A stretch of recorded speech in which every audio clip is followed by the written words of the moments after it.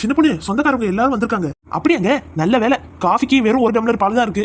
பஜ்ஜி போண்டா அதெல்லாம் போட்டுறேன். நீங்க போய் ஒரு 2-3 பால் பாக்கெட் வாங்கிட்டு வந்துருங்க. டீ போட்டு கொடுத்துடலாம். யார் வந்தான்னு தெரியலையே. யாருங்க வந்தது? எங்க வீட்டு சைடு சொந்தம்மா. உனக்கு சொன்னாலும் புரியாது. உங்க சொந்தமா? சரி சரி, இருங்க டீ போட்டு கொண்டு வரேன். இருமா, பால் பாக்கெட் வாங்கிட்டு வந்துடுறேன். நீ சொன்னிய பஜ்ஜி போண்டா எல்லாம் போட்டுறேன்னு. ஆனியன் பஜ்ஜியா போட்டுரு, அப்புறம் வாழைக்காய் பஜ்ஜி எல்லாம் போட்டுரு. போடுவாங்க. எத்தனை பேர் வந்திருக்காங்க? அது ஒரு 7-8 பேர் இருக்குமா. பால் பாக்கெட்லாம் ஒண்ணுக்கு வாங்கி காசை வேஸ்ட் பண்ணாதீங்க. ஒரு டம்ளர் பால் இருக்குல்ல, நான் போட்டுக்கிறேன் டீயை. ஒரு டம்ளர் பால்ல 7-8 பேருக்கு டீயா? தண்ணியை ஊத்தி தான் போட போறேன். பஜ்ஜி போண்டா எதுவும் கிடையாது. நான் கொடுக்குற டீயை பார்த்து அவங்க பயந்துக்கணும். உங்க வீட்டு சொந்தம்னா மட்டும் பிரியாணி பண்ற, சிக்கன் புலாவ் பண்ற. எங்க வீட்டு சொந்தம்னா தண்ணி ஊத்தின பால்ல டீ போட்டு தருவியாடி? எங்க வீட்டு சொந்தக்காரவங்க ஆடிக்கு ஒரு தடவை, அமாவாசைக்கு ஒரு தடவை தான் வராங்க. ஆனா உங்க வீட்டு சொந்தக்காரவங்க இன்னைக்கு போனா நாளைக்கு, நாளைக்கு போனா நாளை கழிச்சு வந்துடுறாங்க. நான் கல்யாணம் பண்ணி வந்த நாள் முதல்ல இருந்து நான் அடுப்படிக்குள்ள கடந்தே உங்களுக்கும் உங்க வீட்டுக்கும் சமைச்சு போட்டே பாதி உடம்பு போயிருச்சு. உங்க சொந்தக்காரங்களுக்கு வேற நான் உட்கார வச்சு செய்யணுமா? போங்களே.